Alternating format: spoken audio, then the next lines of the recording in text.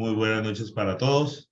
Primero, de decirles que están silenciados debido a que se pueda escuchar esta charla por parte de que está haciendo nuestro representante y compañero, José Freddy, para que tengamos mayor escucha y mayor claridad. Si alguien solicita a través del chat, con mucho gusto yo le voy dando las respuestas y estoy pendiente con todo. La idea era haber arrancado a las 6, son las 6:24. José Freddy, el escenario es tuyo con 47 participantes.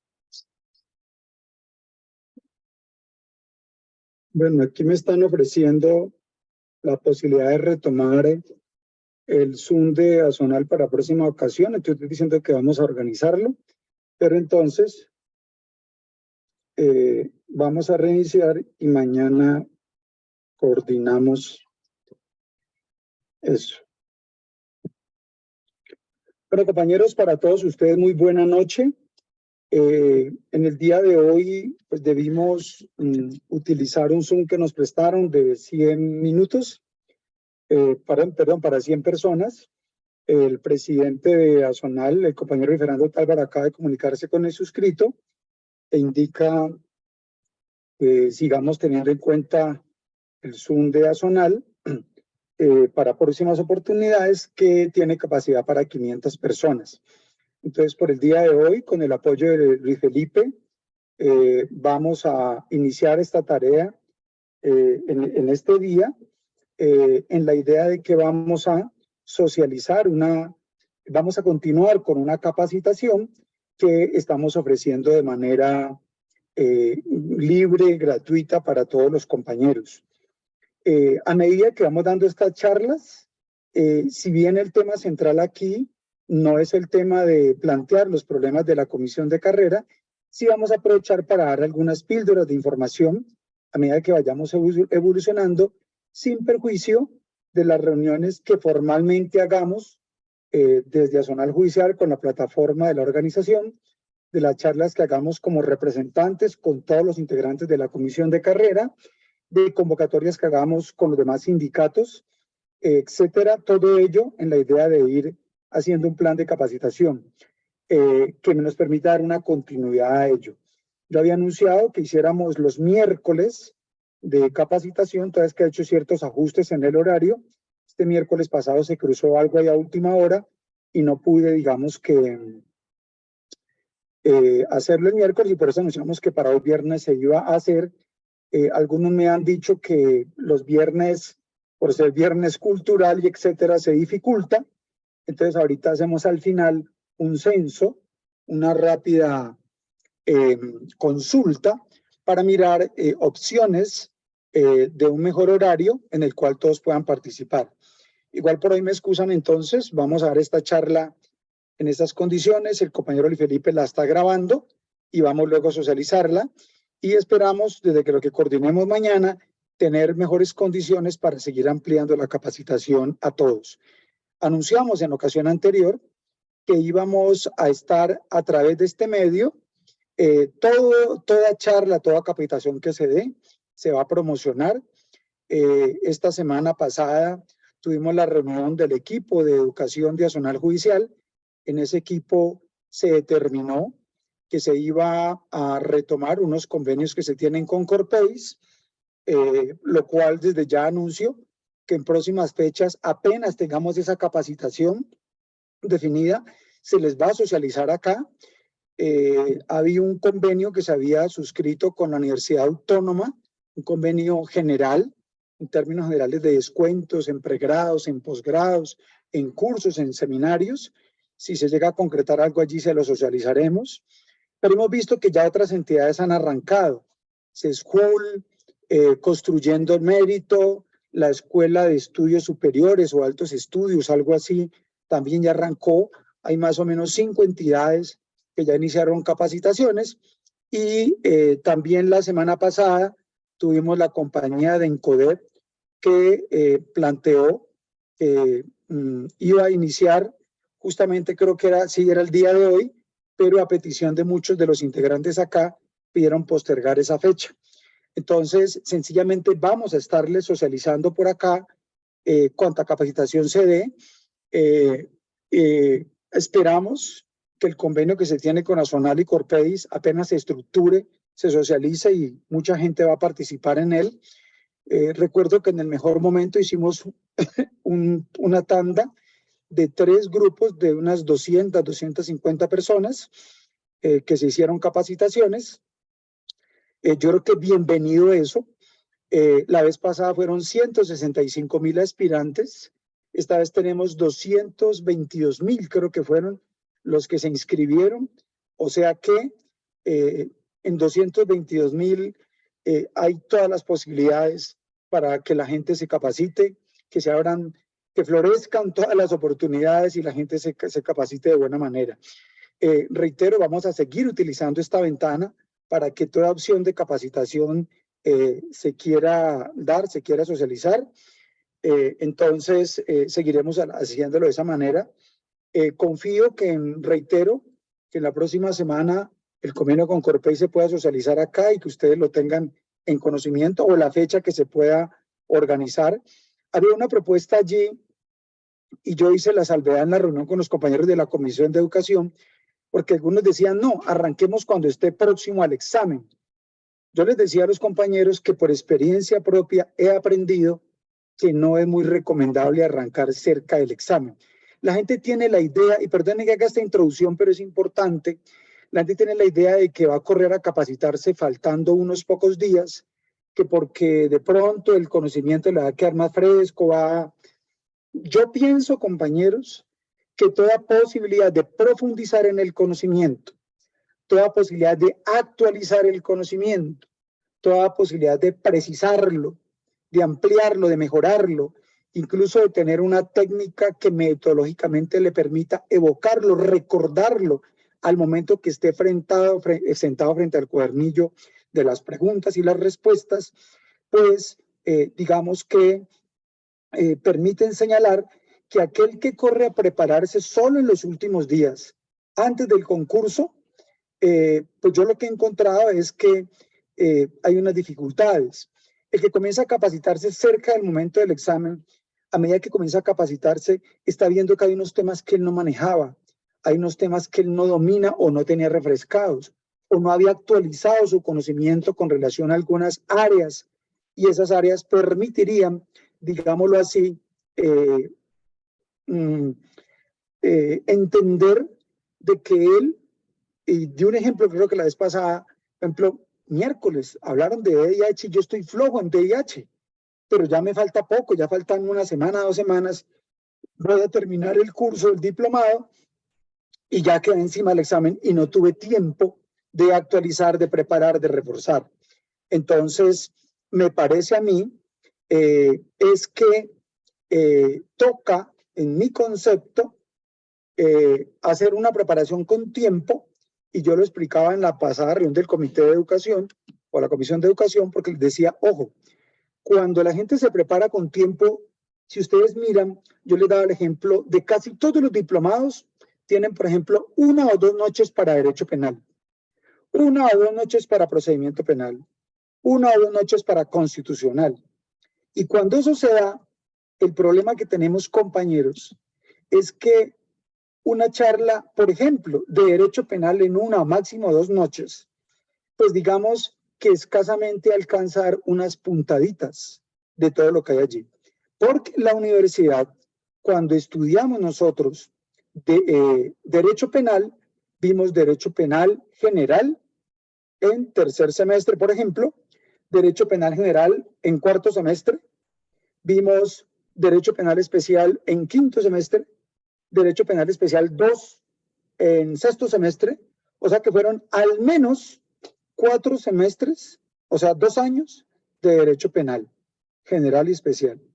Y entonces esa escasa barruntadita ahí que se dio no es suficiente para actualizar los conocimientos. Y eso es bueno decirlo para el de afuera, porque muchos de afuera se dedicaron, por ejemplo, al civil o al laboral, o etcétera, y entonces no han vuelto a trasegar los derechos del penal. O el que está fuera en lo penal, de pronto su especificidad se ha centrado en ciertas áreas, pero no volvió a haber derechos humanos, ni DH, ni constitucional. En la fiscalía peor. los compañeros de la Fiscalía, muchos tienen que dedicarse por el ritmo del trabajo, por la intensidad de la actividad, se tienen que dedicar casi que prácticamente a atender los delitos que les llegan todos los días. Entonces el tipo se volvió un experto en delitos contra el patrimonio económico.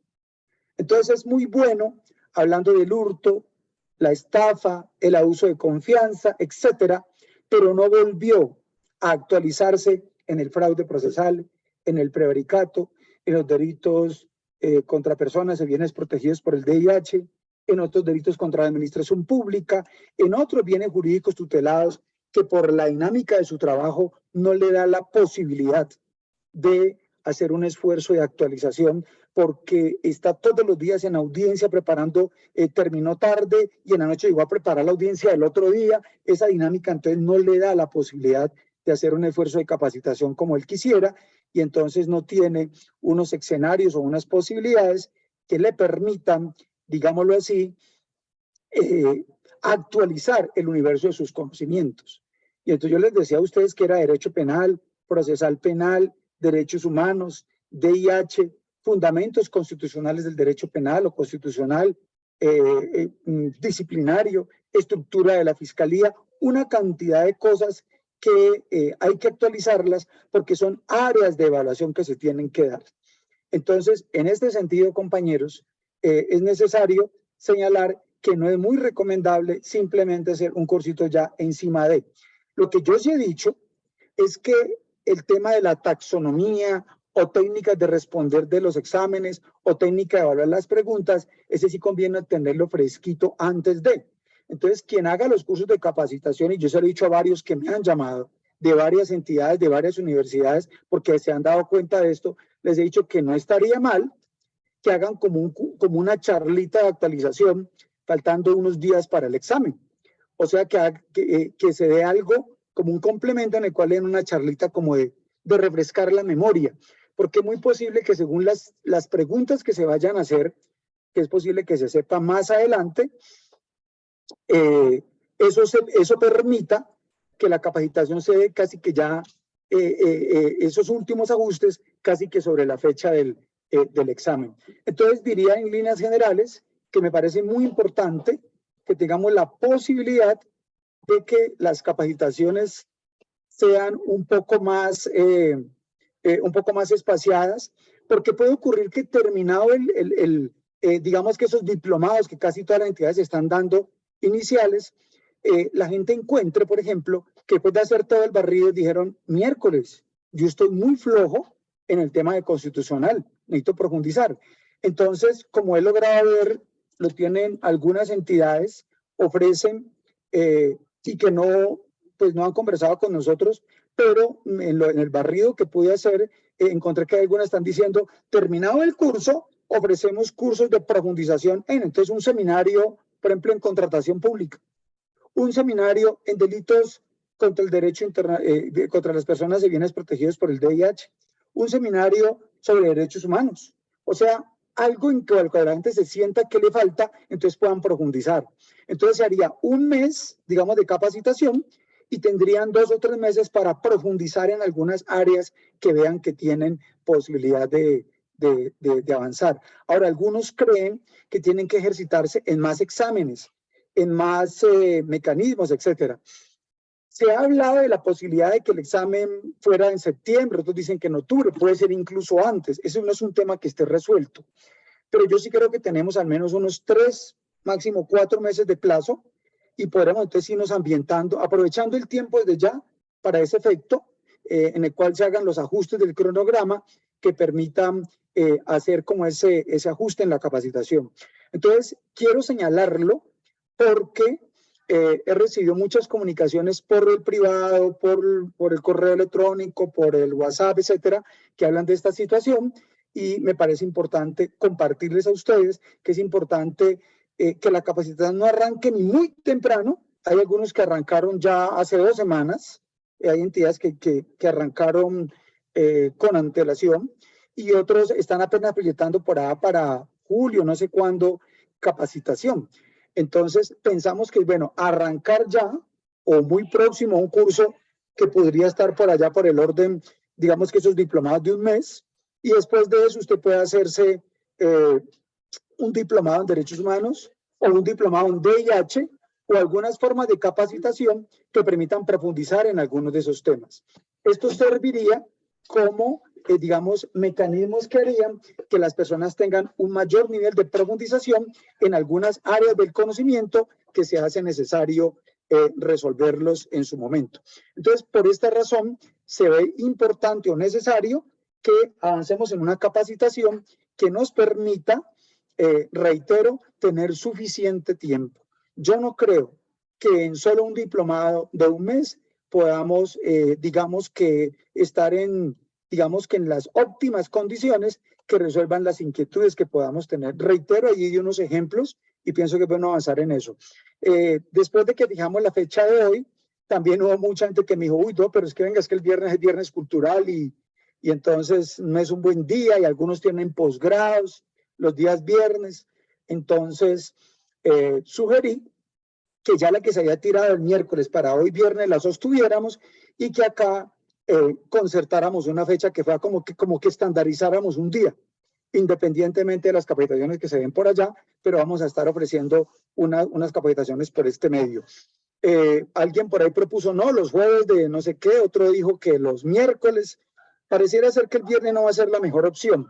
De hecho, en otras ocasiones, incluso con 500 vinculados, ya estábamos rebosados de los 100 y en este momento, creo, estimado, tenemos 97, estamos cerca de los 100. A los 10 minutos, en otras ocasiones, ya se ha llenado la sala. Y en esta ocasión llevamos 40 minutos y todavía no está llena.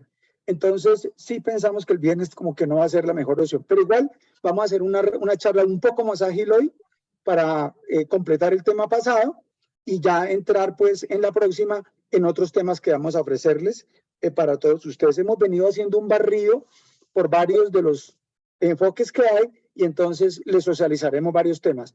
Ahora, vamos a mirar en el sondeo que se haga aquí si nos vamos por el miércoles o por el jueves, que parecieran ser las dos opciones que más tendencia tienen, pero definitivamente el viernes no puede continuar siendo esas opciones de capacitación. Entonces vamos a hacerle muy rápida la charla de hoy y de esa manera estaremos organizando para en próximas oportunidades ya estandarizar una fecha que le demos un mayor nivel de continuidad y que podamos garantizar mejores resultados para todos. El doctor James Fernández me dijo antes de arrancar la charla de hoy que quería hacer una claridad de un ajuste que hizo con relación a la charla que ofreció la vez pasada. Entonces, no sé, Felipe, si le damos la palabra para que haga la claridad que ellos quieren hacer con relación a ese tema. Incluso me pidió que compartiéramos pantalla aquí con algo. Entonces, le pidiera que le diéramos la palabra, que haga la claridad que él quiere hacernos y ya pues retomamos. ¿Sí? Antes de eso, es para cogerles y para que la gente que está preguntando en el chat y en los diferentes chats para que le dicen a sus compañeros, como ya se llenó el cupo de los 100, esta misma va a quedar subida el día de mañana, Dios mediante, en el canal oficial de Azonal, ¿sí? Para que lo puedan revisar y ver, e igualmente se les enviará el enlace. Doctor James Fernández, bienvenido. Muchas gracias, buenas noches. Un saludo muy especial para todos. Felicitaciones por un día viernes estar compartiendo estos espacios de academia para defender lo ganado, para mejorar en lo conquistado, en estas aspiraciones que tienen que ver con este concurso en el nivel profesional, técnico, asistencial.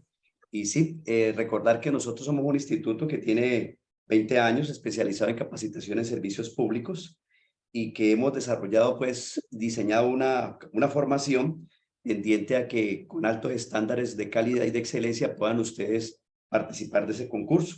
La precisión era que nosotros vamos a iniciar actividades el 15 de mayo. El 15 de mayo vamos a iniciar la actividad, esa era la precisión para la cual yo pedí un espacio, teniendo en cuenta precisamente algunos de los aspectos que acaba aquí de comentar el doctor Freddy Restrepo, como son los aspectos de la temporalidad, la secuencia.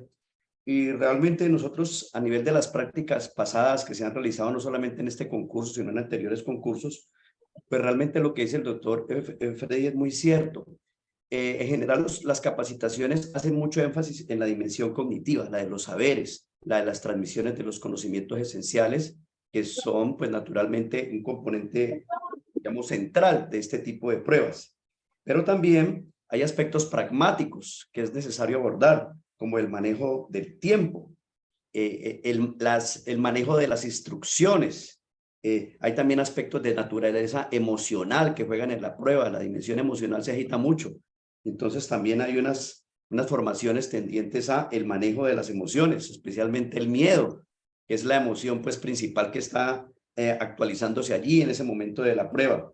Y también unas dimensiones evaluativas, porque realmente este tipo de pruebas, pues por la experiencia que nosotros hemos tenido en esto y por las orientaciones que los docentes han venido advirtiendo, tiene muchas falacias, o sea, mentiras con apariencias de verdad, falacias que están incorporadas en las preguntas. Entonces, hay unos talleres, hay unos simulacros especiales para detectar las falacias y para poder evacuarlas, así como también unas aplicaciones y unos simulacros para saber en qué modelo de inferencia nos tenemos que meter, ya sea un proceso inductivo o un proceso deductivo para contestar una pregunta. Entonces, de tal manera que ustedes pueden ver que este tipo de pruebas nos enfrenta a las dimensiones del conocimiento, lo cognitivo, lo pragmático, lo emocional y lo evaluativo para poder, digamos, distinguir esas falacias y saber qué tipos de procesos inferenciales desarrollar. Y de ahí digamos, el gran componente que tenemos en materia de simulaciones, prácticas y talleres. Y naturalmente, pues, comentarles que hemos ampliado la nómina docente. Es una nómina docente, digamos, con expertos del nivel de posgrado, algunos son doctores, Julián Chica, Cristian Cabeza, José Hilario Núñez, Ángela Cantor, Lilia Cortés, Javier Maldonado, Herbert Velasco, Álvaro Revelo, el suscrito que aborda el dominio cognitivo del derecho administrativo, Edwin Pulgarín, Germán Castaño, y abordando, ¿no? Naturalmente todos, tanto las diferentes áreas como también los diferentes perfiles que aparecen pues le voy a enviar aquí a ustedes un brochure de todo el programa, de todo el contenido para que puedan apreciarlo.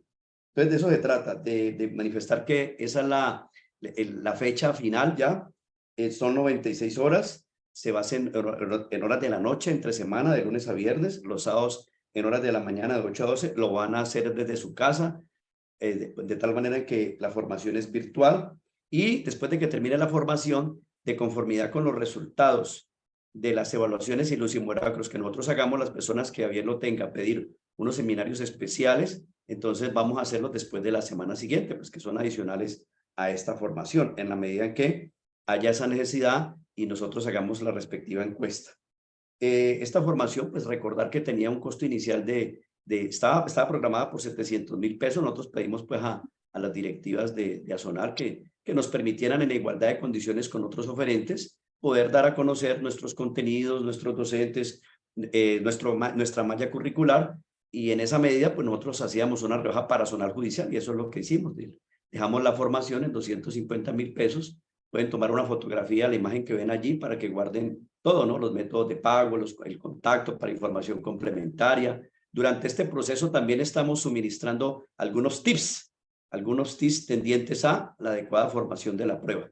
De tal forma que lo que queremos es eso, que ustedes efectivamente puedan tener una formación que les permita desarrollar esta prueba con toda la absoluta calma, pero también con todo el dominio cognitivo, pragmático, evaluativo que tienen como componente este tipo de pruebas. Agradecer mucho aquí al doctor Frey y al doctor Felipe este espacio para anunciar esta fecha final que tenemos elaborada. Y bueno, y todas las personas que, digamos, escriban a este contacto que aparece allí, estos contactos, o a la página web o a nuestros correos electrónicos, se les entregaremos información complementaria que a bien lo tenga.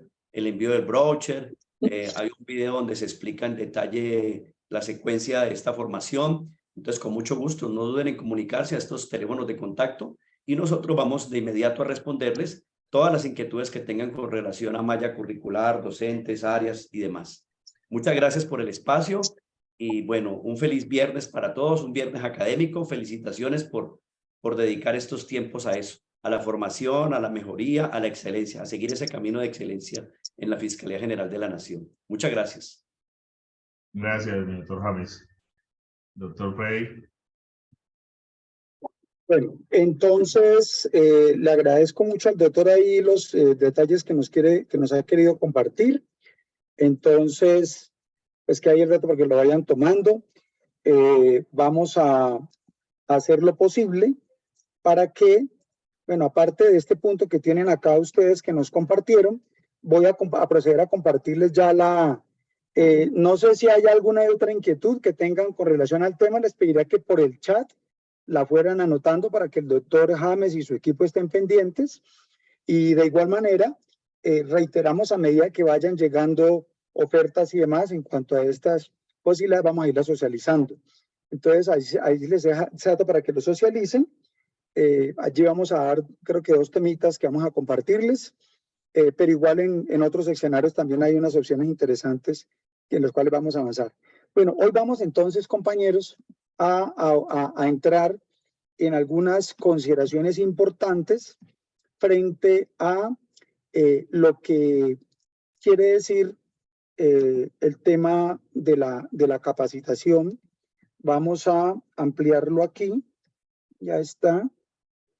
Y vamos entonces a compartirles la pantalla con relación a estos temas que vamos a abordar para el día de hoy. Digamos entonces, compañeros, que en ocasión pasada hablamos acerca de una capacitación que se iba a hacer sobre temas puntuales. Allá, por ejemplo, en el diplomado se habla, por ejemplo, de derechos humanos. Aquí hemos escogido uno, sobre las garantías judiciales, que recordábamos la vez pasada, en Colombia le llamamos el debido proceso, en el artículo 29, pero si damos el salto por vía del artículo 93 de la Constitución, con relación a el impacto vinculante que tienen los tratados internacionales de derechos humanos ratificados por Colombia y que entran con un carácter imperativo, obligante, vinculante en el ordenamiento jurídico colombiano por vía del bloque de constitucionalidad, pues digamos que allí el artículo 8º de la Convención Americana, el artículo 7º, que tiene que ver con la libertad, el 8º de las garantías judiciales, el 14 del Pacto Internacional de Derechos Civiles y Políticos, nos dan una serie de referentes que ya no mirados con el nombre del debido proceso, sino que el nomen juris en el sistema interamericano de protección de derechos humanos y en el sistema universal es el tema de las garantías judiciales. Y si uno mira la textura, el diseño del artículo 8º de la Convención Americana, va a encontrar que tiene incluso unos alcances, una amplitud, una relevancia mucho más amplio.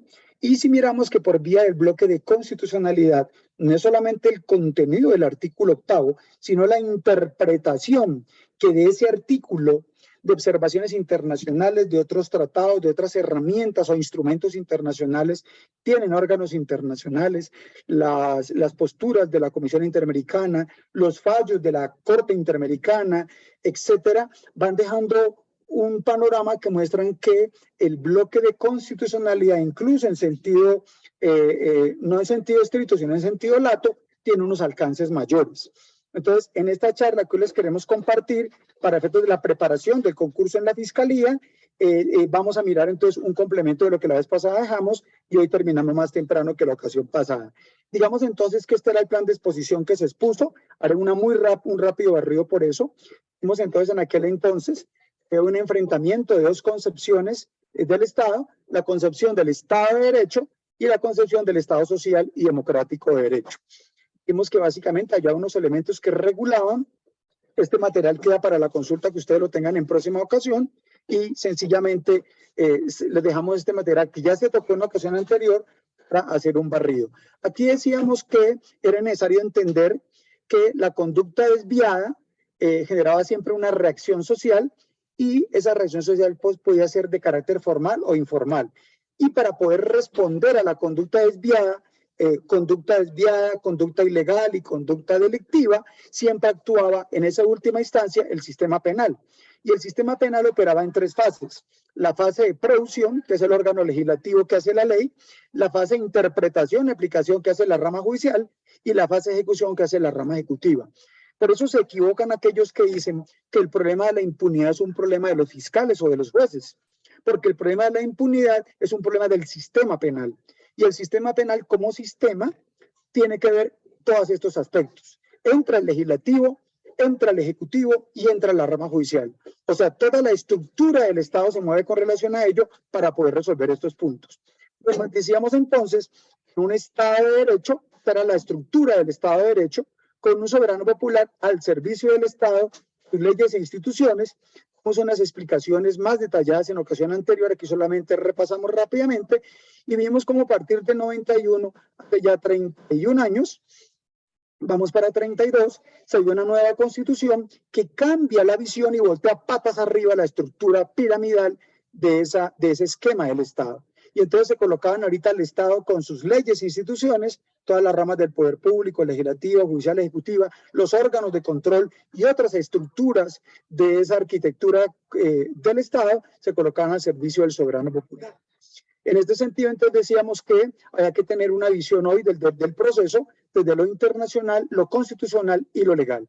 Y decíamos entonces que era necesario, desde este punto de vista, hacer estos barridos de cara a hacer las consideraciones con esos ejemplos que daba esta nueva estructura.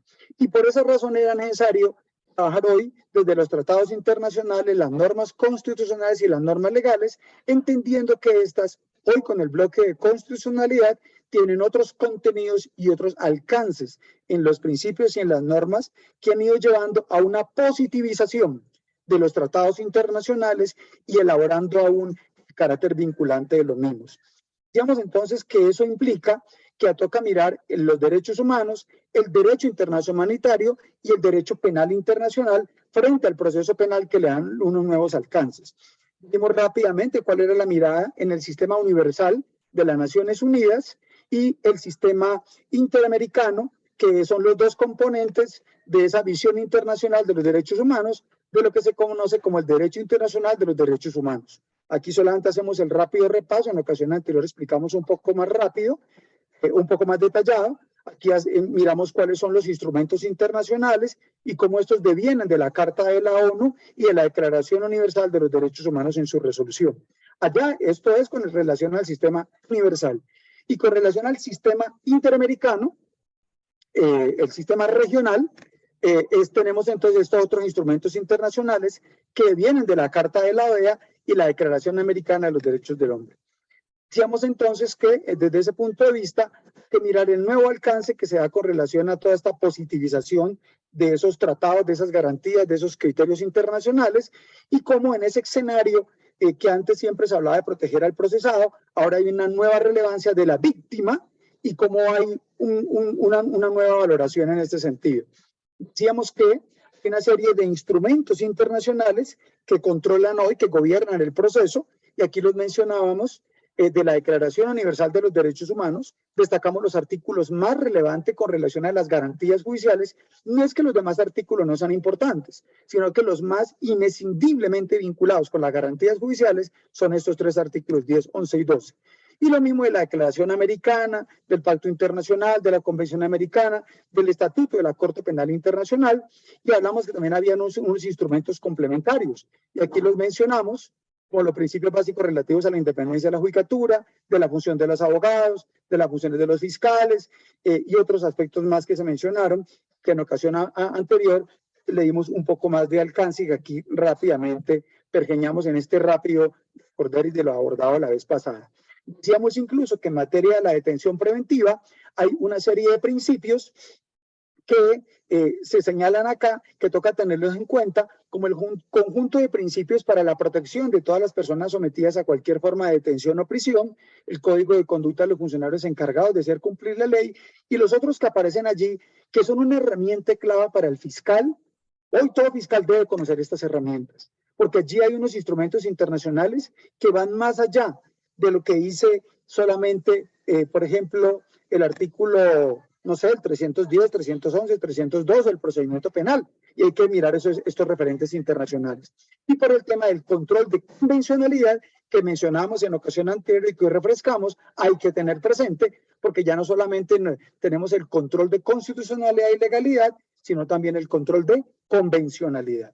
Hacemos estas otras referencias en normas de otro carácter y con relación a las garantías judiciales en concreto, decíamos que hay una serie de elementos que son comunes a todos los intervinientes en el proceso penal, y allí aparecían la dignidad, la igualdad, juez natural, el proceso público, el proceso rápido, la tutela judicial efectiva, entre otros.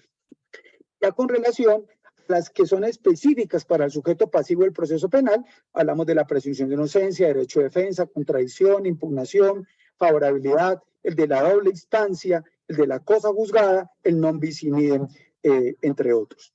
Entonces, en ese orden de ideas comenzamos a hablar de lo que es la dignidad humana, y en esa ocasión anterior hablamos de todos los referentes que tenían que ver con la garantía humana, y simplemente recordamos hoy la garantía de acceso a la justicia, la motivación razonada de los fallos, y otros criterios más, eran elementos que servían de soporte a ese concepto de cómo en los estándares internacionales se entiende que se respeta la dignidad humana. También hablamos del principio de la igualdad, cómo tiene unas variantes de igualdad frente a la ley con varios acápites que tienen allí, igualdad ante los tribunales, también hay unos varios acápites que contienen este concepto, y de igualdad en el contexto del proceso judicial. De ello, de ese solo concepto del principio de la igualdad. También hablamos del derecho a un tribunal independiente e imparcial, y miramos aquí todos los componentes que tienen que ver con el juez natural, el derecho de la jurisdicción, el derecho a un tribunal independiente, todos los componentes que tenían los principios básicos relativos a la independencia de la judicatura, que aquí nuevamente se los recordamos y que remitimos a la charla anterior para poderlos refrescando. Esto se va a dejar pues obviamente montado en las páginas mencionadas, y aparecían todos los componentes que tenían que ver con ello. Con relación a la publicidad, dijimos que la publicidad permitía un control social por la comunidad sobre las instancias judiciales, y que hoy a nivel internacional es necesario que se dé la publicidad. Entonces los juicios orales hoy no son un capricho del funcionario, son un referente o un requerimiento internacional para que al haber la publicidad se dé un control social a esas actividades. Eso permite neutralizar la arbitrariedad judicial, contribuir a la transparencia de las instancias judiciales, fomentar la participación de los ciudadanos en la actividad judicial y reafirmar la confianza en la administración de justicia. Muchos tratados internacionales, instrumentos internacionales, fallos del más variado orden profundizan en este aspecto, y allá, por ejemplo, en lo que se plantea a través de el Tribunal Europeo, por ejemplo, de Derechos Humanos, si uno mira lo que se da, por ejemplo, en la Corte Penal Internacional, vuelven sobre estos puntos. En cuanto a la vigencia del juicio público, se plantea la posibilidad de permitir la asistencia al público de manera general, incluidos los medios de comunicación. Por esa razón no es viable establecer unas limitaciones a una determinada categoría de persona.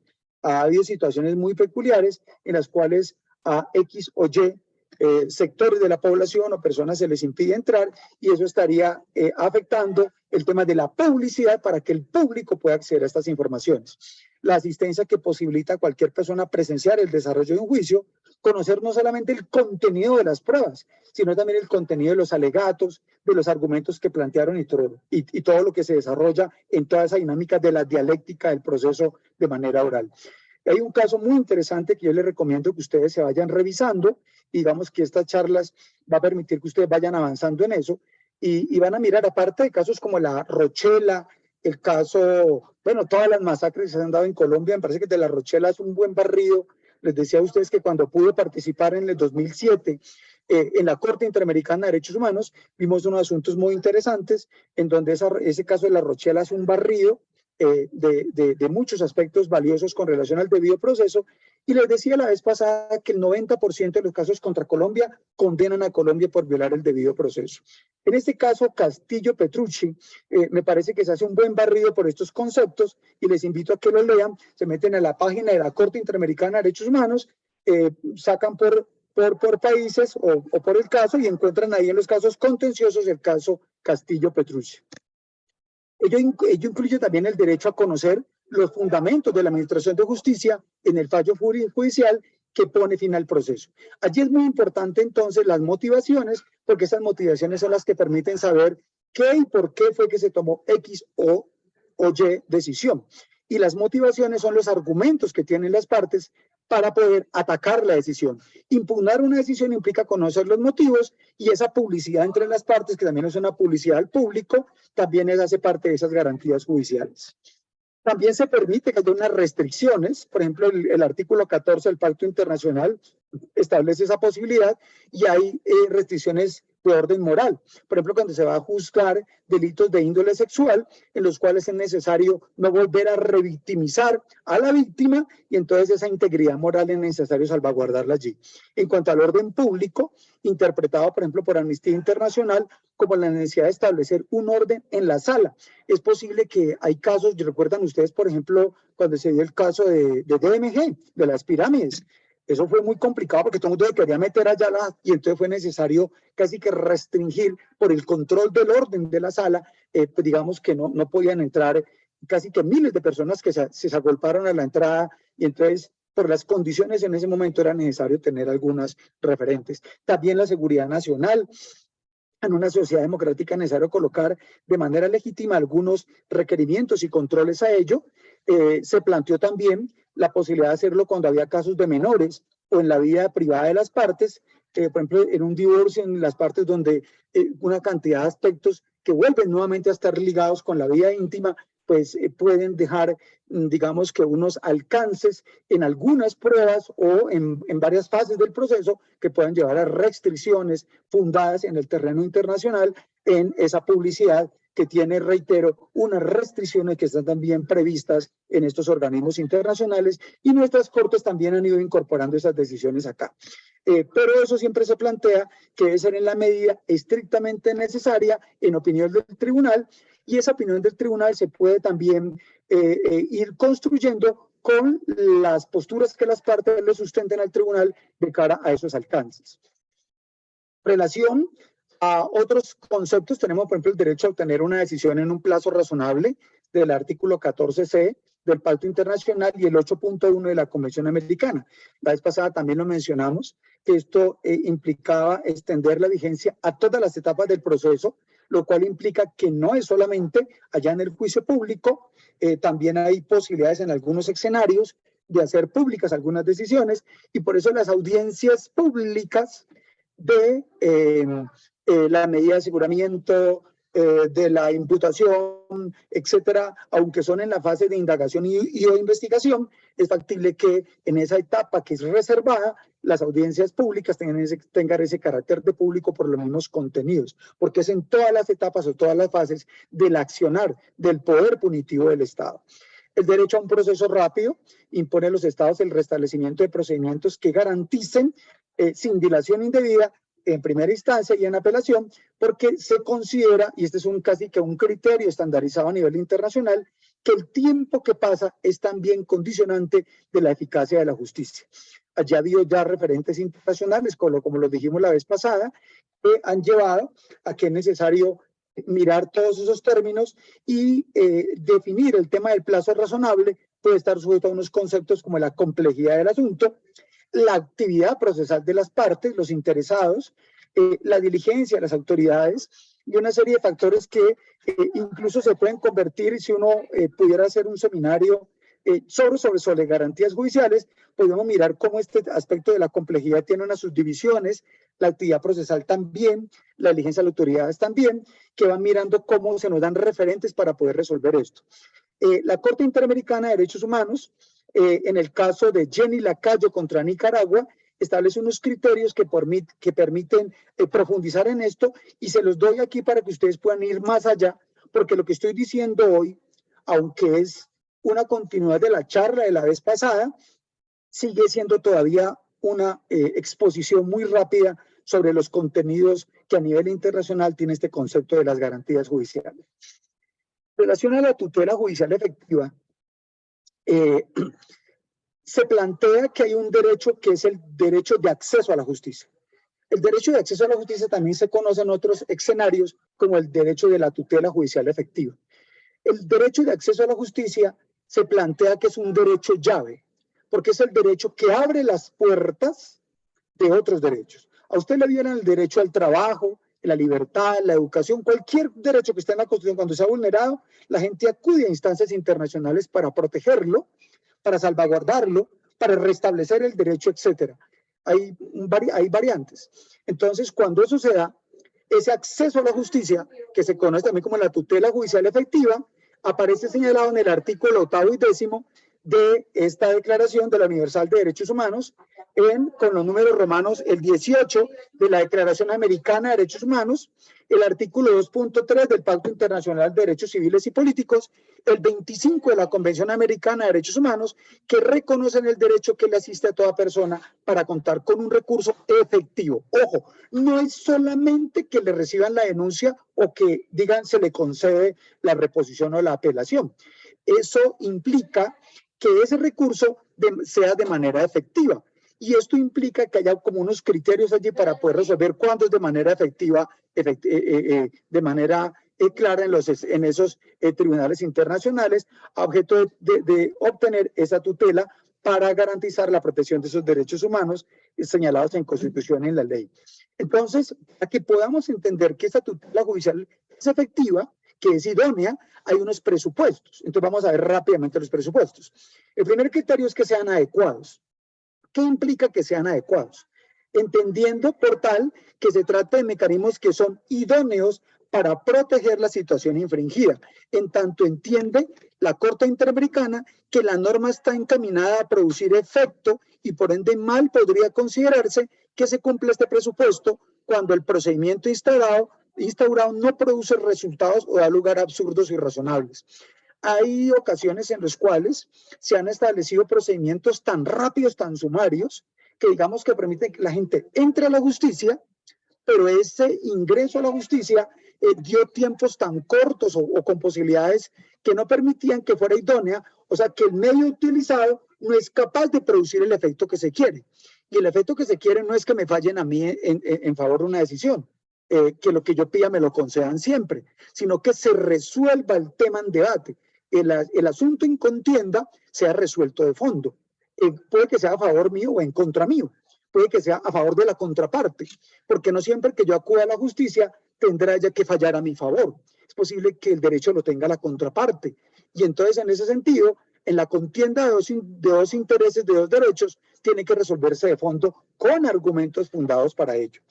Aparte de ello, se considera que además deben de ser eficaces. ¿Qué implica que sean eficaces? Son eficaces en la medida que sean capaces de generar un resultado para el cual ha sido concebido. Entonces la eficacia está directamente vinculada con esas resultas para poder plantear esa posibilidad. En cuanto a este derecho, en cuanto al contenido y alcance, se dice que es una garantía compleja. La Comisión Interamericana de Derechos Humanos, en este informe anual del 77, establece varias aristas. El derecho que ostenta todo individuo de acceder a las autoridades cuando haya sido quebrantado alguno de sus derechos, sin importar que su reconocimiento se encuentre plasmado en un instrumento internacional o constitucional o legal. Ojo, miren que allí se está planteando el derecho de la persona de acceder a la autoridad. Eso sería, digamos, que ejercer la acción penal, la acción civil, la acción laboral, etc. Es accionar, es a poder entrar ahí en el aparato judicial, es la primera acepción en cuanto al contenido y alcance del acceso a la justicia o la tutela judicial efectiva. Un segundo componente, y es que se produzca por el órgano respectivo una conclusión razonada sobre los méritos del reclamo, en la cual se establezca la procedencia y la improcedencia de la pretensión jurídica que dio origen al recurso. Ojo, porque allí no es simplemente entonces que me reciban la demanda, que me reciban la denuncia, que me reciban la tutela, que me reciban un recurso.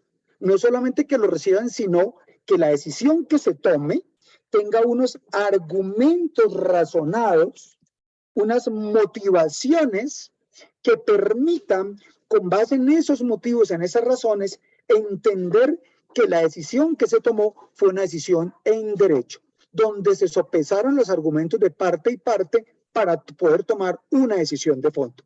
Y en ese sentido, entonces, la conclusión razonada va a establecer si lo que se reclamó tenía mérito para prosperar el reclamo o no lo había. Y entonces esto va a permitir, con base en los argumentos planteados, si el reclamo que yo planteé fue atendido o no, y si me fue negado, esos argumentos planteados son los que me van a permitir recurrir la decisión. Si la decisión no tiene una motivación adecuada, no me va a dar elementos para atacarla, para recurrir, para apelar para presentar reposición o alguna otra de las variantes de los recursos, porque son los argumentos que se presentan los que me permiten sobre ellos atacar para que se restablezca el derecho que estoy planteando, que se me reconozca, o bueno, todas las variantes que puede haber cuando se acude al ejercicio de una acción judicial de las más variadas índoles, penal, civil, constitucional, etc.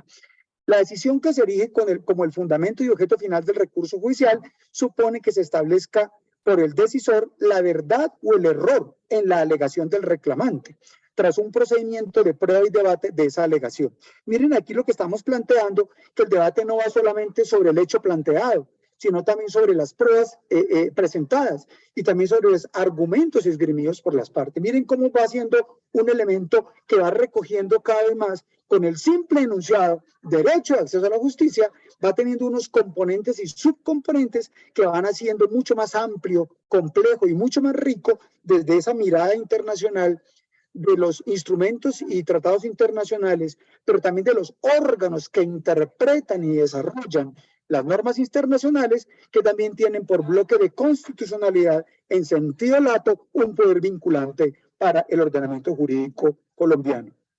Cuando eso no se hace, entiende que estamos frente a un recurso inconcluso. La tercera variante es el derecho a obtener una sentencia fundada en derecho. No son solamente los pasos, las decisiones intermedias, sino la decisión ya final, la que cierra todo el debate y dice al final cómo se resuelve el asunto.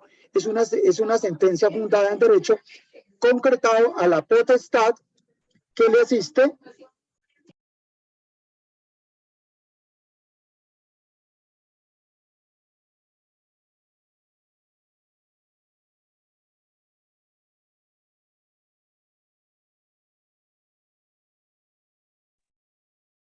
¿Aló, ya? ¿Me están escuchando otra vez? Sí, ya. Bueno, creo que sí. Bueno, entonces el derecho a obtener una sentencia fundada en derecho permite entonces concretar esa potestad que le sirve a los intervinientes en el curso de un proceso de conseguir que se emita en el trámite del mismo una decisión motivada, ya la de fondo, la final, en torno a la pretensión particular del reclamante. Una cosa que siempre se establece es que tiene que haber un vínculo entre la sentencia final y la pretensión que se tenía. No puede haber una decisión final que no esté en correspondencia con la pretensión, porque cuando se toma la decisión final que no está en consonancia con la pretensión, o sea, que no resuelve lo pedido, sino que resolvió una cosa distinta, colocaron hablemos por ejemplo en materia civil, colocaron una demanda para resolver un problema posesorio y al final allá terminaron fallando sobre un asunto de custodia del menor de edad que no tenía vínculo con. Así en el debate hubiera resultado ese tema en la reclamación, no es el tema de fondo ni podría ser parte de lo que se llama la ratio decidendi en la decisión final que se va a dar en el resuelvo. Al decir de la Comisión Interamericana de Derechos Humanos, decidir sobre los derechos implica efectuar una determinación en los hechos y el derecho, con fuerza legal que recaiga sobre el objeto específico, objeto de la decisión y de la contienda. Bien. La otra regla que tenemos allí en estas variantes es la presunción de inocencia.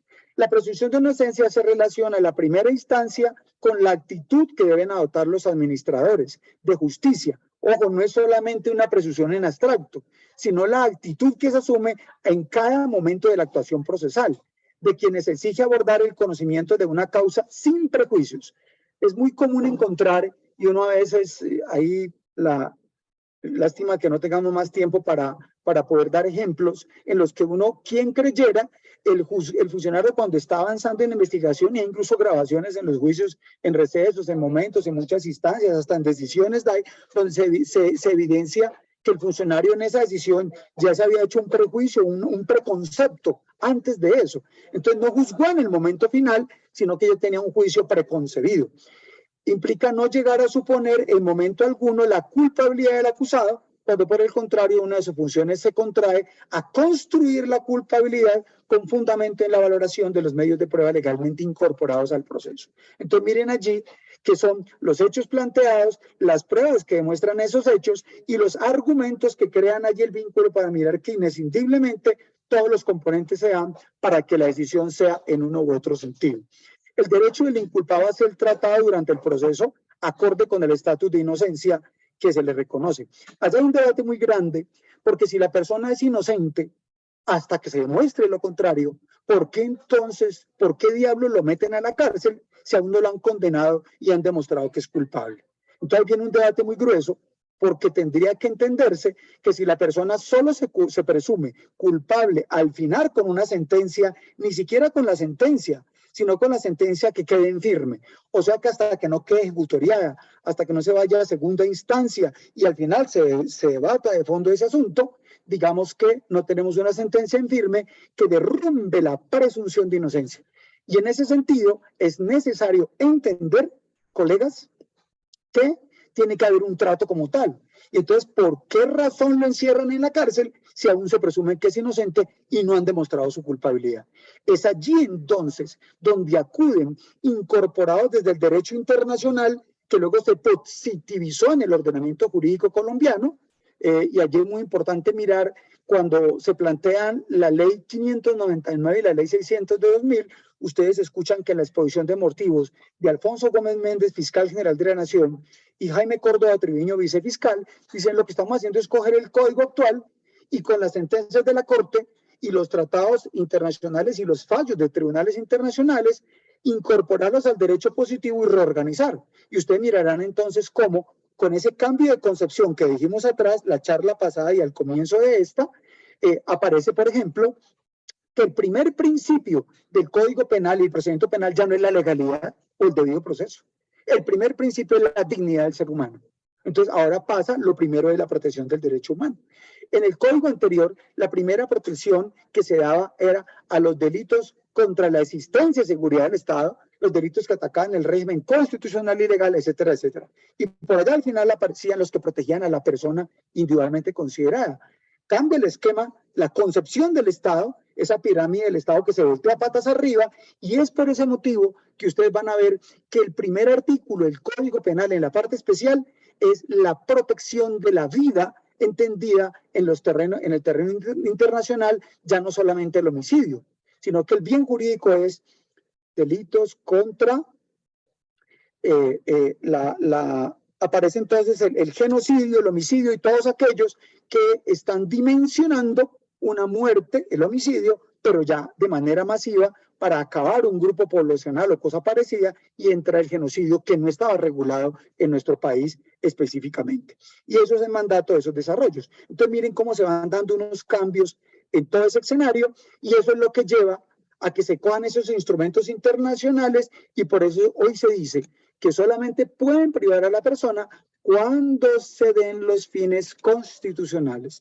No basta la inferencia razonable de que se cometió un delito y que la persona pudo ser autor o partícipe del mismo, sino que también se requiere en esa misma línea de pensamiento que se garantice para ese efecto que tengamos la presencia de unos fines constitucionales que hablen de la protección de la víctima, de la protección de la comunidad, de evitar que se obstruya la justicia destruyendo pruebas o cosas parecidas, o incluso la huida del indiciado, siempre y cuando haya elementos fundados que permitan colegir eso. No basta decir, entonces, no, es que es muy grave y se puede volar. No, hay que tener elementos fundamentados, y el juez y el fiscal tiene que argumentarle al juez para que el juez le conceda la detención preventiva para llevar tras las rejas a alguien que todavía se presume inocente. Miren la paradoja tan berraca.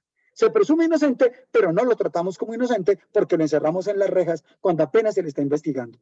Entonces son los fines constitucionales los que permiten desarrollar eso.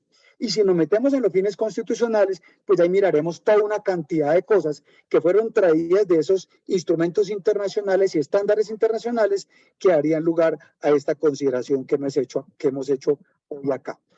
El derecho que le asiste al inculpado a no declarar en contra de sí mismo ni declararse culpable es un derecho muy amplio. Miren todo lo que alcanza esa no autoincriminación.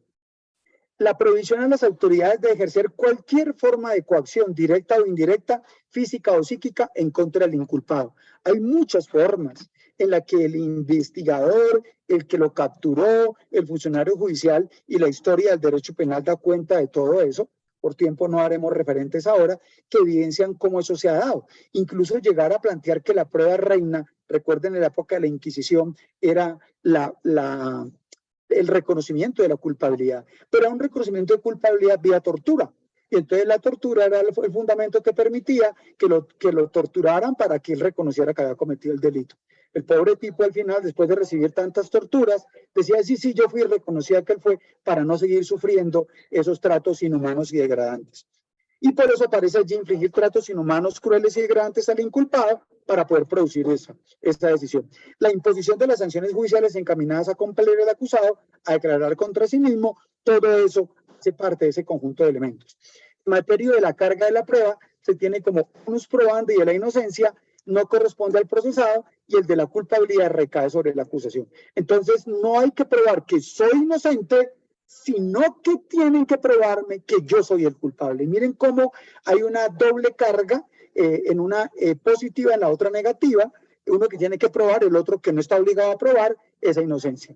El beneficio de la duda en favor del inculpado, para que se arribe la condena una vez se haya acreditado plenamente la culpabilidad del sujeto y se descarte toda duda razonable de su existencia. La prohibición de presumir la culpabilidad hasta tanto no se haya probado fuera de toda duda razonable. Hay un problema con los legisladores que crean una textura en la redacción legislativa, en la técnica de redacción legislador, que crean tipos penales que prácticamente presumen la culpabilidad. Allá había un debate muy grande cuando colocan elementos de la antijuricidad dentro del tipo penal. El que injustificadamente, y entonces colocan un aspecto que es muy complicado señalar, porque puede llevar a plantear aspectos que llevarían a desconocer este referente que hemos señalado. La prohibición de prejuzgar el resultado de un proceso tiene el deber para las autoridades de prevenir que los medios de comunicación, otros sectores sociales poderosos no vayan a ejercer influencia. Es muy común que cuando tenemos un caso en el cual una persona fue capturada y los medios de comunicación dieron un amplio despliegue, entonces ya la gente apenas están investigando, no hay que condenarlo, que lo condenen, sí, y se genera toda una presión que no solamente está violando la presunción de inocencia, sino que también viola la independencia del funcionario judicial, porque la presión de los medios se establece como una presión tan grave que ya no hace que él resuelva de manera autónoma e independiente. Y entonces es por doble vía que se están afectando las garantías judiciales, no solamente con la presunción de inocencia, sino que se afecta la autonomía e independencia del funcionario judicial. Sería interesante en otra oportunidad avanzar un poco más en esto, en casos que evidencian eso en Colombia han sido muy claros. Recordemos por allá el caso cuando, incluso coloquemos un ejemplo tenaz, el caso de Garavito. Eso se generó una presión y la presión grande era para que lo condenaran. Y había todo un escenario muy fuerte, así como también en otros escenarios, cuando por ejemplo a un expresidente de la República, alguien tenía que saber si le imponía la medida de aseguramiento o no, salían los medios de comunicación, Semana, RCN, Caracol, a decir qué hay que hacer y casi que le dan las directrices al juez de cómo tenía que resolver. Eso desconoce tratados internacionales porque golpea la presunción de inocencia, golpea la autonomía judicial, la independencia del funcionario y está evitando que se den estos fenómenos que hemos mencionado. El reconocimiento del derecho que asiste al procesado de guardar silencio sin que se hable de deducir del silencio posturas o indicios en contra. Recuerdo que antiguamente era muy común ver indicio de silencio. ¿Qué tan culpable será que no es capaz de negar los hechos? Está callado. El que calla, otorga. Entonces miren que estas frases de allá de la filosofía popular no son aplicables al derecho penal. Violan los estándares internacionales, violan las garantías judiciales, violan el debido proceso. La exclusión del proceso de aquellos medios probatorios que han sido obtenidos mediante ejercicio de coacción, tortura o otros tratos crueles, inhumanos o degradantes, incluida esa supuesta confesión del inculpado. Ahí basta mirar esta directriz, la 16, de la función de los fiscales y el artículo 15 de la Convención contra la Tortura y otros tratos crueles, inhumanos o degradantes, y el artículo 69.7 del Estatuto de la Corte Penal Internacional. El solo mirar esta directriz, ese artículo y esa norma del Estatuto de Roma nos podrá llevar para hablar otro rato, pero simplemente se lo referimos allí para que vayan a esos referentes, para que vamos profundizando en los alcances desde los estándares internacionales, de lo que aquí se llama el debido proceso, y allá se conoce con el concepto amplio de garantías judiciales. Derecho de defensa implica la garantía que toca con el acceso de la asistencia letrada y a los servicios jurídicos. Es el derecho de toda persona a ser informada en torno a la prerrogativa que la asiste de estar asistida por un profesional del derecho. Y el correlativo deber, o cuando hay un derecho acá, entonces en los estándares internacionales, si alguien tiene un derecho, entonces alguien tiene un deber. ¿Quién tiene el deber? El Estado. Y entonces hay un deber de garantizar por parte de las autoridades de informar a todas las personas acusadas en punto de esa posibilidad de que puedan acudir a un profesional del derecho. Y si dice que quiero tener un abogado pero no tengo con qué pagarlo, entonces ahí surge la Defensoría Pública de Oficio, que es un servicio que tiene que dar el Estado para garantizar ese derecho a la defensa, que es otra manifestación de acceso a la justicia, otra manifestación de tutela judicial efectiva, bueno, toda una cantidad de cosas que están relacionadas porque los derechos humanos tienen una característica y es que se intersectan, se interconectan sistemáticamente a lo largo de los múltiples momentos procesales. La segunda garantía alude a la potestad que se reconoce al inculpado para asumir en forma personal su defensa. Entonces, ojo, por regla general, la persona tiene derecho a tener un abogado que lo represente. Pero puede ocurrir casos en los cuales la persona diga, no, yo quiero defenderme. Bueno, entonces también defiéndase. Entonces tendrá un abogado que le garantice la defensa técnica, pero también él podrá ejercer su defensa material. Y entonces así ese abogado tiene derecho a la defensa material, que es la de él, y la defensa técnica, que es la de su abogado. La facultad que se reconoce a toda persona de recurrir a la asistencia de un abogado de su elección, objeto de que lo asista, en procura del reconocimiento de sus derechos o asumiendo su defensa en todas las fases del proceso penal. En tratándose de personas que carecen de medios económicos para proveerse el abogado, entonces aparece la posibilidad pues de esta defensa del defensor público de oficio. En relación con las personas arrestadas o detenidas, la normativa internacional compele a que se garantice el acceso a un abogado en forma inmediata. Por eso miren que cuando a una persona se le priva de la libertad, una de las cosas que diferencian la detención preventiva en el concepto amplio, que incluye el momento de la aprehensión física o la captura, se puede diferenciar de la desaparición forzada por esas primeras de cambio. Entonces, cuando a la persona la aprenden físicamente y le permiten ahí instantáneamente leerle los derechos del capturado o momentos después, o la posibilidad de que se comunique con sus familiares, con un abogado, etcétera, y le ponen a firmar el acta de derechos del capturado, todo eso está garantizando aspectos que son importantes para ellos. Ahí entonces se mira esa posibilidad de que las personas desde ese momento tengan esas posibilidades de esa protección. Aquí están las garantías relativas a ese ejercicio con relación a la libertad e independencia que tiene el defensor, la protección adecuada de las autoridades, la inmunidad civil, o sea, la posibilidad de que incluso el abogado en los debates diga algunas cosas que no sean muy bien vistas, pero si están en el marco de su ejercicio. Por ejemplo, atacó al fiscal y el fiscal se sintió ofendido porque es que le dijo que él había hecho X, pero lo hace dentro del marco de, haciendo muy fuerte, pero sin agredir la dignidad del funcionario, pero sí criticando su función. Eso da cierta inmunidad civil que está amparada por una especie de presunción de buena fe en su intervención, en sus alegatos y demás. También se reconoce la posibilidad de que ese abogado pueda actuar de manera diligente, sin temor, sin presiones, sin que lo sigan, que pueda sentarse a hablar con el procesado sin tener el policía ahí al lado, de tener todos los medios disponibles para hacer su actividad. Ello se debe garantizar, y más ahora con el tema de la virtualidad, tipo escogió un abogado de otra ciudad, pues hay que garantizarle a ver cómo se conectan virtualmente para ese efecto. Aquí hay una serie de elementos que tienen que ver con esas garantías atinentes a esa adecuada y eficaz defensa, el derecho de la persona sobre la cual pesa la acusación a ser informada sin demora de la naturaleza y causas de la acusación, que la información sea suministrada en el idioma que él entienda, que la información a que se hace referencia incluya el señalamiento del supuesto fáctico, o sea, el hecho, y lo jurídico, o sea, la consecuencia, el tipo penal, el delito, en el cual se fundamenta la acusación y puede realizarse en forma verbal o escrita. La obligación en comento surge para la autoridad judicial una vez decida adoptar medidas procesales en contra de una persona sospechosa como una vinculación al proceso. El derecho a ser informado en torno a la acusación y todos los componentes que eso tiene. Miren, allí eso hemos tenido casos en los cuales a partir de los estándares internacionales les pusieron a él sus derechos, pero el tipo era una persona que venía de Holanda, no habla español y no entendió nada. Entonces, por tratados internacionales hay que garantizar que le pongan un traductor. Entonces, la fiscalía tiene que tener la posibilidad de garantizar el traductor.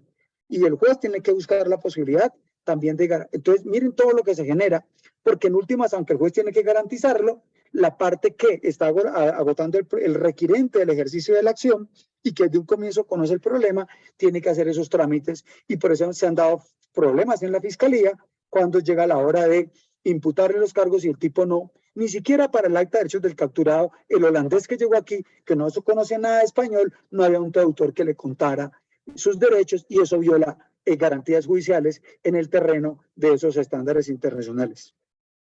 El derecho a disponer en tiempo y medidas adecuadas para la preparación de la defensa. El tiempo tiene que ser suficiente, no puede ser a última hora cuando faltan unos minutos para iniciar la medida de aseguramiento, la alegación de la captura. Bueno, todo eso es en esos términos es de garantizarse allí. El derecho a estar presente durante toda la sustanciación del proceso, no solamente en uno u otro momento, sino todo el tiempo. Y esto implica la posibilidad de tener un sistema adecuado de notificaciones, o sea, comunicarle oportunamente y de manera adecuada todo lo que se quiere.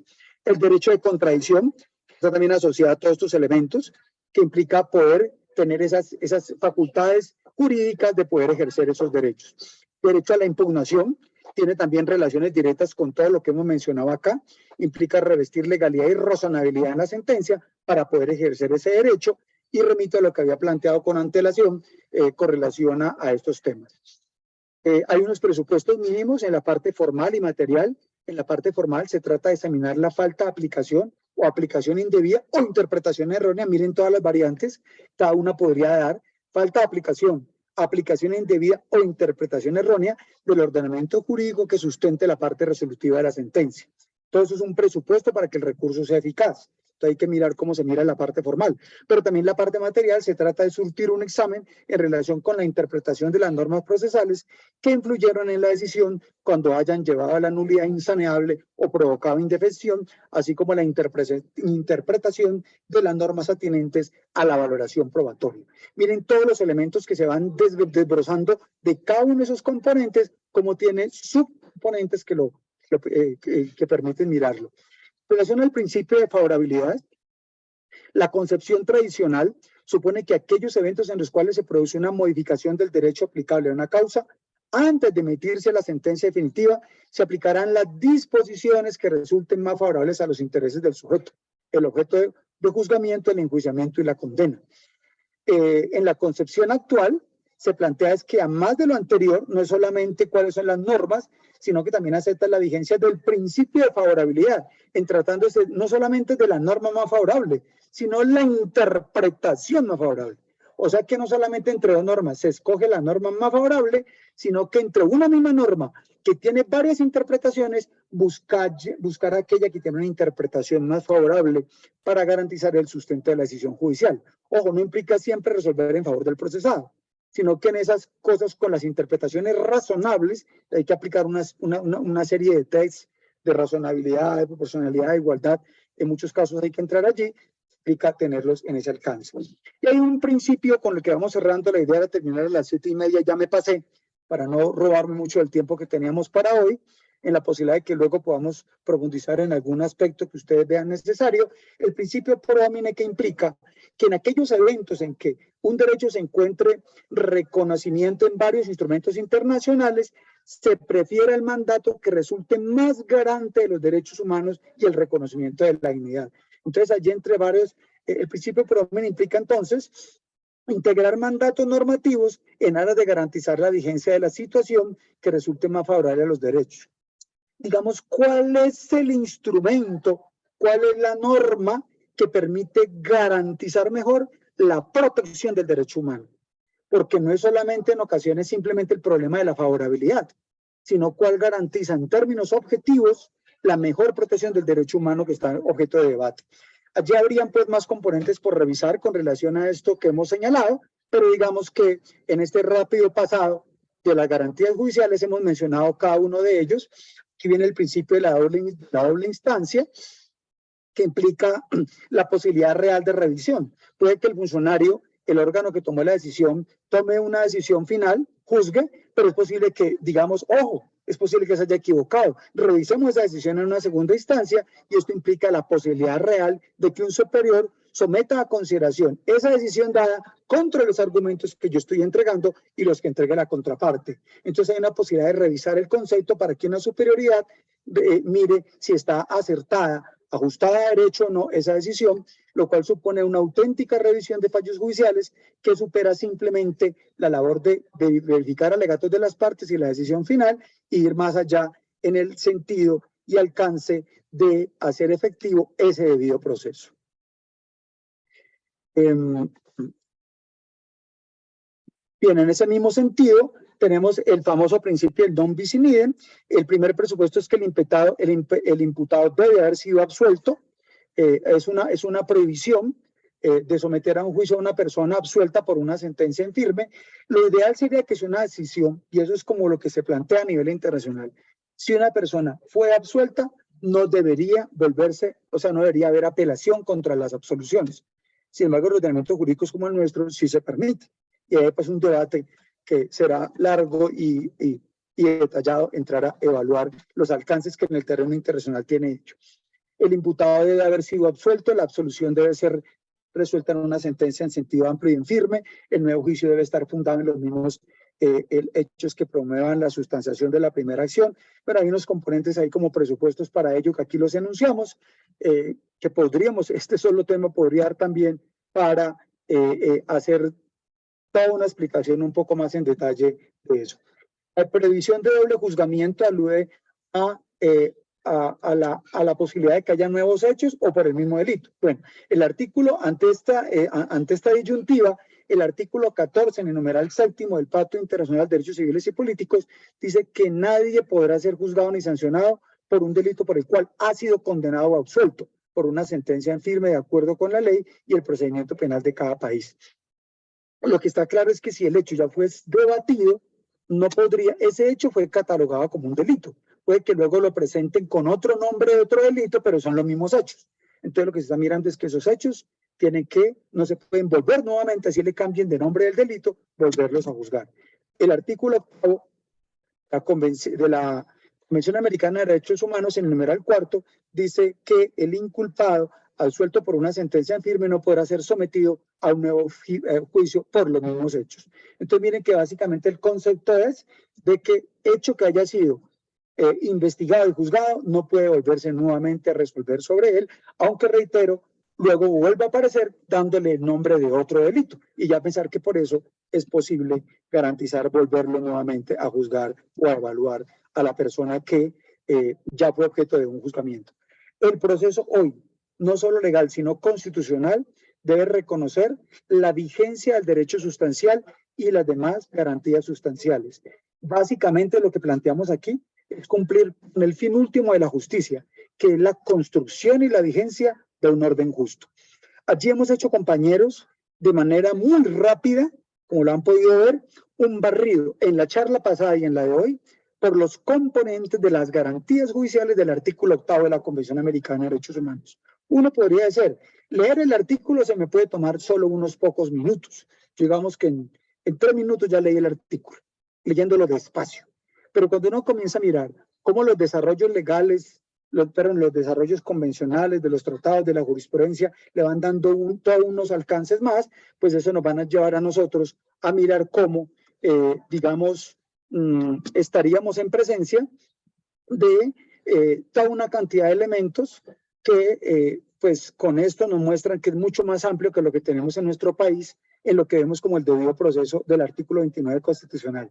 Aunque el artículo 29 constitucional recoge muchos elementos de las garantías judiciales, hay que ir al artículo 8 de la Convención Americana y el 14 del Pacto Internacional de Derechos Civiles y Políticos, porque en sus alcances van más allá y por vía del control de convencionalidad y el bloque de constitucionalidad tenemos que tener en cuenta esos referentes y no quedarnos solos con el Código Penal, procedimiento penal y nuestra Constitución, porque es un mandato constitucional del artículo 93 y otros más que podríamos revisar luego que obligan a tener que tenerlos en cuenta. Compañeros, de manera muy rápida he hecho ese barrido por las garantías judiciales, mirando estas, reitero, ya en el terreno del sistema internacional de derechos humanos y en particular desde el Sistema Interamericano de Protección de Derechos Humanos, que es el artículo 8 de la Convención Americana que ya hemos mencionado. Colegas, desbordé casi en 15 minutos el tiempo que teníamos previsto para hoy hacerlos un poco más rápido, pero pues quedo dispuesto para que en la próxima charla, si requieren, dejemos aquí en el chat o me envían, si quisiéramos profundizar en algún aspecto lo hacemos, pero ya en la próxima queremos avanzar un poco más en otros aspectos y podríamos dejar para arrancar la próxima con las inquietudes, dudas, preguntas que les surjan a partir de esta charla que hemos dado ahora de manera un poco rápida, dado que muchísimos no pudieron acceder a la charla de hoy por las dificultades allí que se presentaron técnicas con este fenómeno.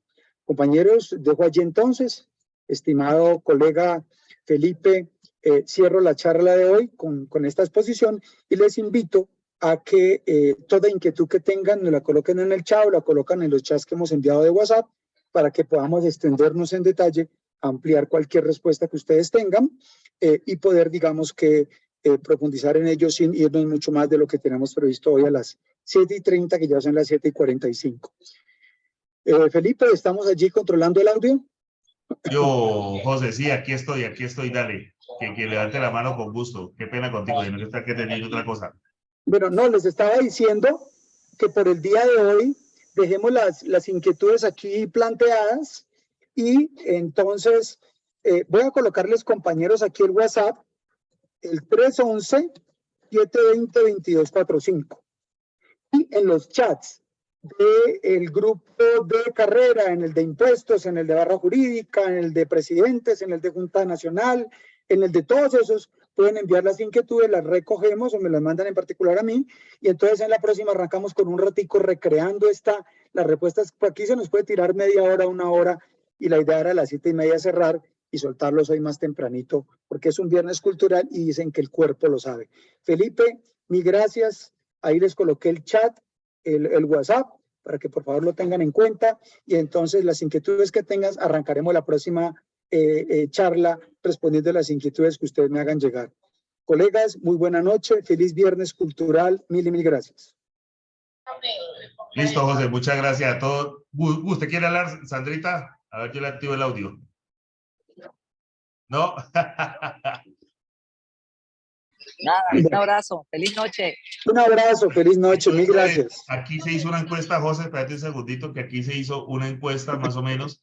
Ahora cogí la reviso porque estábamos diciendo para que la gente opinara entre qué día y cuál era la hora, ¿sí? Yo les voy a pedir un favor enorme. Yo estoy fuera del municipio, estoy en mi oficina, como ustedes pueden darse cuenta, ¿sí? Estoy haciendo esta transmisión desde acá. La idea era salir ya son las 8, siempre estoy como a una hora. Wilson, voy a copiar todos los WhatsApp, hago la lectura e informo cuál fue el resultado de este sondeo acá, ¿vale? Listo, listo. Y obviamente mañana cuando ya esté un poco más calmado, ¿sí? Esta charla quedará en el canal oficial de Azonal Judicial SI y obviamente llega y se les envía el link. ¿Listo? Para que no tengan problema. Vale. Igual caso el fin de semana, el día martes, más tardar. Hasta luego para todos. Un abrazo. Mil gracias.